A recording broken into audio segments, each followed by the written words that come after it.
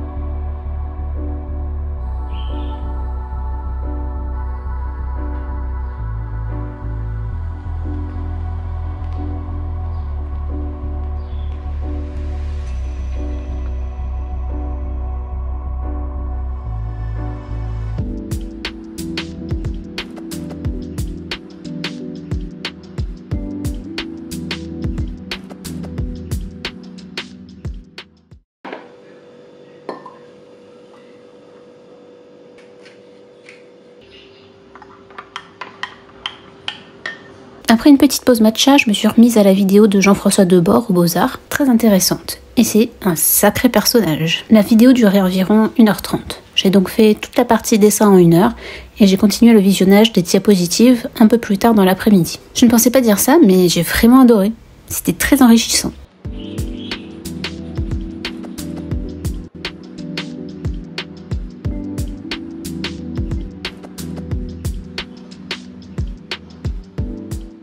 Ensuite, je suis passée à la gesture. Et bien que je n'ai fait qu'1 heure, c'était très long. Alors 2 heures, je n'ose même pas imaginer.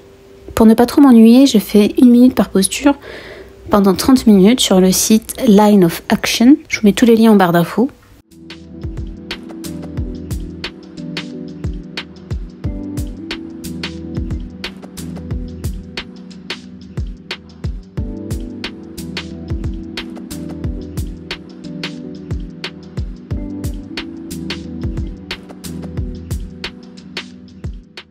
Puis j'ai fait 30 minutes de session de 30 secondes avec un mouvement décortiqué.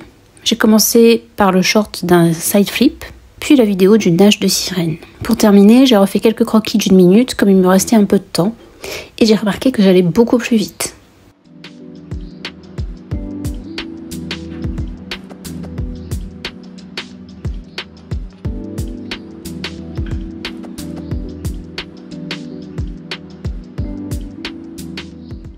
On continue avec 1h30 d'observation. Comme j'étais à la maison, il a fallu trouver des idées de dessin.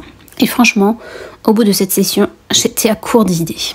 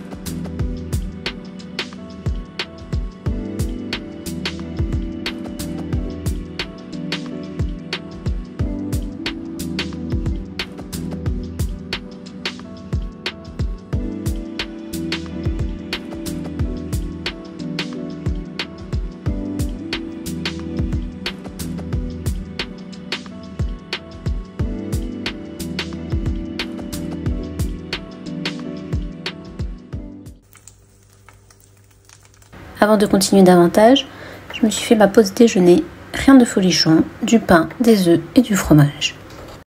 Dans cette partie, on s'inspire d'autres artistes, soit en créant des dossiers avec des œuvres qui nous inspirent ou qu'on souhaite reproduire. Je n'ai pas filmé mon travail par rapport aux droits d'auteur. J'ai déjà un tableau sur Pinterest avec beaucoup d'illustrations enregistrées. Je m'y suis plongée avec grand plaisir. Je n'ai pas vu le temps passer. Et enfin, la dernière étape avant la fin. On travaille la composition.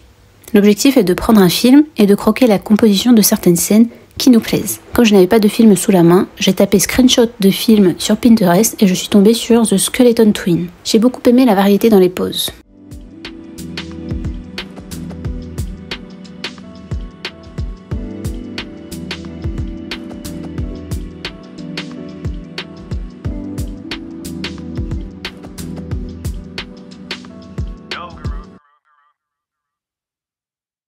Bilan de ce challenge, eh bien, c'était intense. Tant j'ai fait moins que la moitié. Là, le fait d'achever 4 heures, ça m'a mis un peu dans les vapes, je dois avouer. En tout cas, c'était très enrichissant.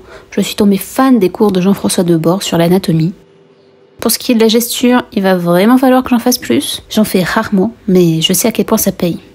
Quant à l'observation, j'ai pas grand chose à dire, vu que j'en fais déjà beaucoup avec le carnet de voyage. Pour l'inspiration, ça m'a rappelé mon adolescence où je faisais des fanarts. Au final, c'est en recopiant que j'ai appris à dessiner.